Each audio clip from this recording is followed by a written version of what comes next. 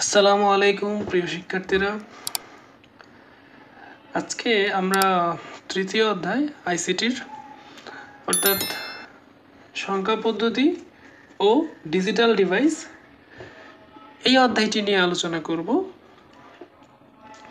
আমরা এই পর্যায়ে আজকে থেকে ধারাবাহিকভাবে শুরু করব আইসিটি তৃতীয় অধ্যায়ের আলোচনা, যেখানে আমরা এই চ্যাপ্টারের প্রত্যেকটা topic step by step upload করব। তারই ধারাবাহিকতায় আজকের আলোচনায় সংখ্যা পদ্ধতি ও ডিজিটাল ডিভাইসের প্রথম অংশ অর্থাৎ সংখ্যা পদ্ধতি, যার ইংরেজি হচ্ছে নাম্বার সিস্টেম, এই অধ্যায়ের প্রাথমিক আলোচনাটা আজকে। তো প্রথমেই এই অধ্যায়ে সংখ্যা আবিষ্কারের ইতিহাস নিয়ে কিছু কথা। তো আমরা জানি মানব সৃষ্টির পর থেকেই মানুষের বিভিন্ন প্রয়োজনে মানুষ সংখ্যা ব্যবহার করে থাকে। তো পৃথিবীতে সর্বপ্রথম যেই সংখ্যা পদ্ধতিটি লিখিতভাবে আবিষ্কৃত হয়েছিল তার নাম কিন্তু হায়ারোগ্লিফিক্স সংখ্যা পদ্ধতি। খ্রিস্টপূর্ব 3400 বছর পূর্বে এই সংখ্যা পদ্ধতিটি অর্থাৎ হায়ারোগ্লিফিক্স সংখ্যা পদ্ধতিটি প্রথম সংখ্যা পদ্ধতির জগতে আবির্ভাব ঘটে, যার লিখিত রূপ ছিল। এর আগেও বিভিন্ন সংখ্যা পদ্ধতি ছিল যেগুলোর কোনো লিখিত রূপ ছিল না, বিদায় সেগুলোকে আমরা সংখ্যা পদ্ধতির মধ্যে আনব না। এটি মূলত ছিল মিশরীয় পদ্ধতি। আর এই হায়ারোগ্লিফিক্স শব্দটির অর্থ উৎকীর্ণ পবিত্র চিহ্ন, অথবা হায়ারোস অর্থ পবিত্র আর গ্লিফি অর্থ হচ্ছে খোদাই করা লেখা। তো ভারতবর্ষে সর্বপ্রথম শূন্যের ব্যবহার শুরু হয়, আর দার্শনিক এরিস্টটল প্রথম অসীম চিহ্ন অর্থাৎ ইনফিনিটি যে সংকেতটা সেটি প্রচলন করেন। এবার সংখ্যা পদ্ধতি কাকে বলে? সংখ্যা লিখে প্রকাশ করার পদ্ধতিকে সংখ্যা পদ্ধতি বলে। তো কোনো সংখ্যা পদ্ধতি হতে হলে তাকে অবশ্যই কিছু লিখিত রূপ থাকতে হবে।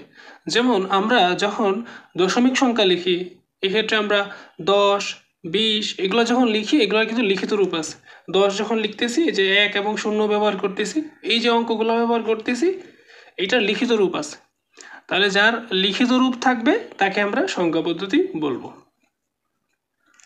আর একটা সংখ্যা পদ্ধতিতে যেই চিহ্নগুলো ব্যবহার করা হয়ে থাকে, আমি এখানে 1 ব্যবহার করেছি, এখানে 0 ব্যবহার করেছি, এইগুলো হচ্ছে এক একটা প্রতীক চিহ্ন। এবং যেই মৌলিক চিহ্নগুলো তুমি ব্যবহার করবা, যেমন দশমিক সংখ্যা পদ্ধতিতে 10টি মৌলিক চিহ্ন ব্যবহার করি আমরা 0 থেকে 9 পর্যন্ত। এই 0 থেকে 9 পর্যন্ত এই মোট 10টি প্রতীককে আমরা বলি অঙ্ক, অর্থাৎ মৌলিক প্রতীকগুলোকে বলা হয় অঙ্ক। আর অঙ্ক দিয়ে পরবর্তীতে আরও সংখ্যা লেখা হয়, যেমন আমরা বলতে পারি 10-এর পরে কত, 10-এর পরে হচ্ছে 11, 12। এগুলো কিন্তু মৌলিক কোনো অঙ্ক নয়, মৌলিক অঙ্ক ব্যবহার করে লেখা হয়েছে সংখ্যা। তাহলে সংখ্যা হচ্ছে অঙ্ক দিয়ে তৈরি। ওকে, এর পরবর্তী টপিক সংখ্যা পদ্ধতির প্রকারভেদ। তো সংখ্যা পদ্ধতির প্রকারভেদ দুই রকমের আমরা জানব। একটা হচ্ছে অস্থানিক বা নন পজিশনাল সংখ্যা পদ্ধতি, ইংরেজিটা জেনে নিবে নন পজিশনাল নাম্বার সিস্টেম। নন পজিশনাল মানে এটা পজিশন বা অবস্থানের উপর নির্ভর করবে না। আর এটা হচ্ছে পজিশনাল নাম্বার সিস্টেম বা স্থানিক সংখ্যা পদ্ধতি।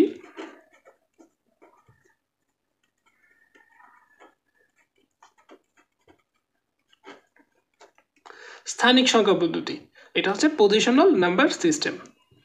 তো এখন নন পজিশনাল সংখ্যা পদ্ধতি সম্বন্ধে একটু জানবো। নন পজিশনাল সংখ্যা পদ্ধতি কাদের বলে?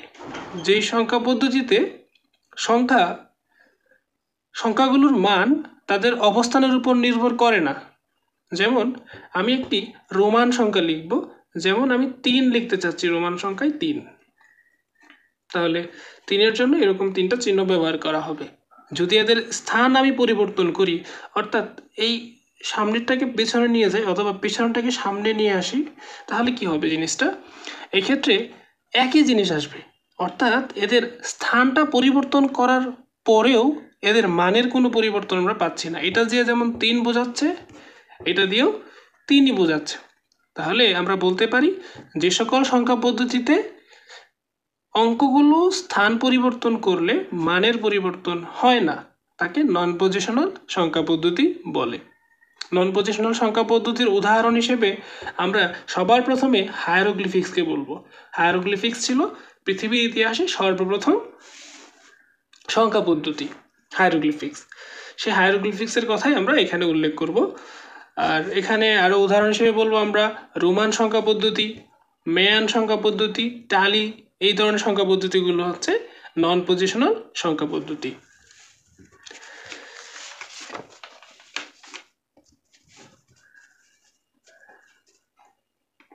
এবার আসি স্থানিক সংখ্যা পদ্ধতি বা পজিশনাল সংখ্যা পদ্ধতি, যেটা বলেছিলাম।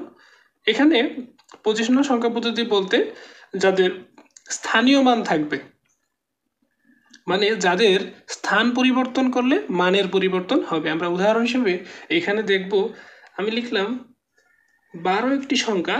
এই ক্ষেত্রে এদের যদি আমি স্থান পরিবর্তন করি তাহলে এই সংখ্যাটি হয়ে যাবে, আমরা জানি এটা হচ্ছে 21 একটা সংখ্যা, 12 আর 21 এই দুটো সংখ্যা এক নয় আমরা জানি। তাহলে এখানে অঙ্কদ্বয় স্থান পরিবর্তন করলে তাদের মানের পরিবর্তন হচ্ছে, যেটা স্থানিক সংখ্যা পদ্ধতির বৈশিষ্ট্য। তাহলে স্থানিক সংখ্যা পদ্ধতিতে অবশ্যই স্থানীয় মান থাকবে। তো স্থানীয় মান কি? স্থানীয় মান জিনিসটা যদি একটু তোমাদেরকে স্মরণ করিয়ে দিই,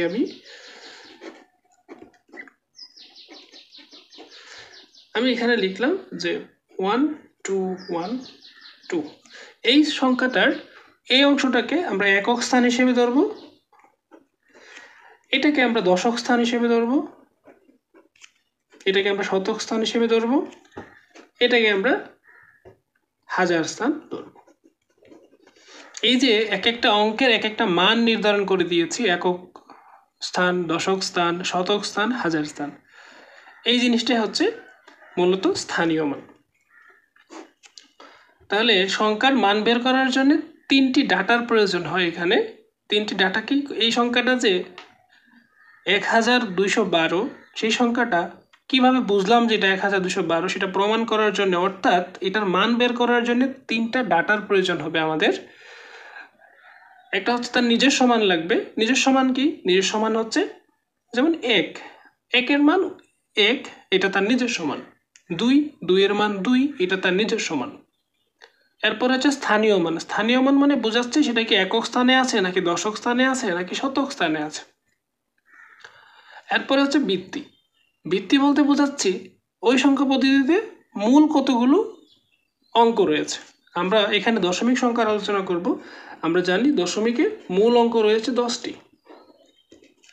মূল অঙ্ক 10টি, তার মানে বৃত্তি দোষ।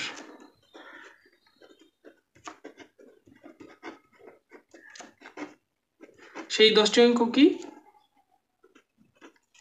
তোমরা জানো, 0 থেকে 9 পর্যন্ত এখানে 10টি অঙ্ক, এটার বৃত্তি 10।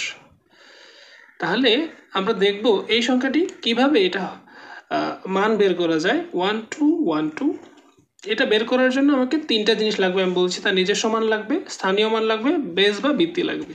ওকে, এই 1 এর নিজস্ব মান 1। এখন তার নিজস্ব মানকে তার স্থানীয় মান দিয়ে গুণ করতে হবে।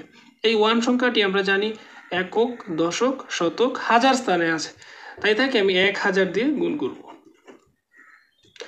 তাহলে আমরা নিজস্ব মানকে স্থানীয় মান দ্বারা গুণ করেছি, তার পরবর্তীতে যোগ করব কাকে?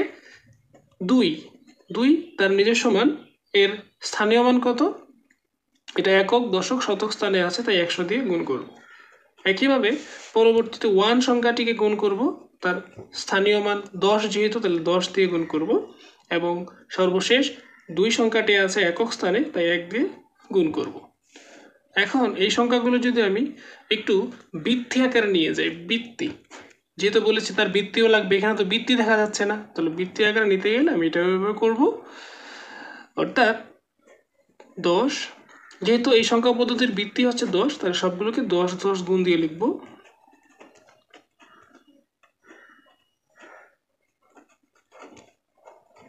2 গুণ 10। এর 1 ছিল, আমরা 10 লিখেছি।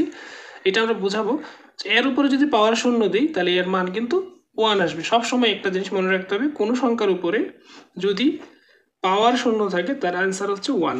ওকে, তাহলে এটা 1-এর পরিবর্তে 10-এর পাওয়ার শূন্য দিয়েছি। কেন প্রত্যেক জায়গায় 10 গুণ করেছি? কারণ এই সংখ্যাটা হচ্ছে দশমিক সংখ্যা পদ্ধতি, যেখানে ভিত্তি বা বেস হচ্ছে 10। ওকে, তাহলে এটা শূন্য, আর এরপরে এখানে 10 একটাই আছে, তাহলে পাওয়ার হবে 1। এখানে 100-তে কয়টা 10 থাকে? আমরা জানি 100-তে 10 গুণন 10, অর্থাৎ 10 স্কোয়ার। আমরা 10-এর স্কোয়ার লিখতে পারি, কারণ 10 স্কোয়ার মানে হচ্ছে 10 দুটি গুণন, দুটি 10, দুটি 10-এর গুণফলকে আমরা 100 বলি। ঠিক আছে, 1000-এর ভিতরে কয়টা 10 আছে? এখানে 10-এর পাওয়ার 3, অর্থাৎ 3টি 10 গুণ করলে 10 কিউব, মানে 3টি 10 যখন আমি গুণ করব তখন এটার অ্যান্সার হবে 1000। এই দেখো, তাহলে আমরা এখন পরিপূর্ণভাবে বলতে পারছি এইখানে তার প্রথমে নিজস্ব মান, তারপর তার স্থানীয় মান, মানে সে কোথায় আছে, আর এরপরে তাকে আমরা কনভার্ট করে নিয়েছি ভিত্তিতে, বেস 10 ভিত্তি হিসেবে। যেহেতু 1-এর পরিবর্তে 10-এর পাওয়ার শূন্য দেওয়া যাবে, একটি 10-ই আছে, 100-র মধ্যে 2টি 10 এবং 1000-এর মধ্যে 3টি 10-এর গুণফল হচ্ছে 1000। তো এখান থেকে আমরা যদি উত্তর লিখি, দেখো 1-কে 1000 দিয়ে গুণ করলে হয় 1000ই, 2-কে 100 দিয়ে গুণ করলে হয় 200, 1-কে 10 দিয়ে গুণ করলে হয় 10, 2-কে 1 দিয়ে গুণ করলে হয় 2। এখন পর্যায়ক্রমে সবগুলো যোগ করলে 1 2 1 2, অর্থাৎ ঠিক 1212 সংখ্যাটি পাওয়া যাবে। ঠিক এভাবেই আমরা স্থানিক পদ্ধতিতে 3টা ডেটা, অর্থাৎ নিজস্ব মান, স্থানীয় মান, বেস বা ভিত্তি, এই 3টার সমন্বয় করে একটা সংখ্যার মান বের করতে পারি। তো আজকের আলোচনা এই পর্যন্তই। তোমরা হোমওয়ার্ক হিসেবে আমাকে এই সংখ্যাটার স্থানীয় মান বের করে দেখাবে। কমেন্ট বক্সে ছবি তুলে জানাবে।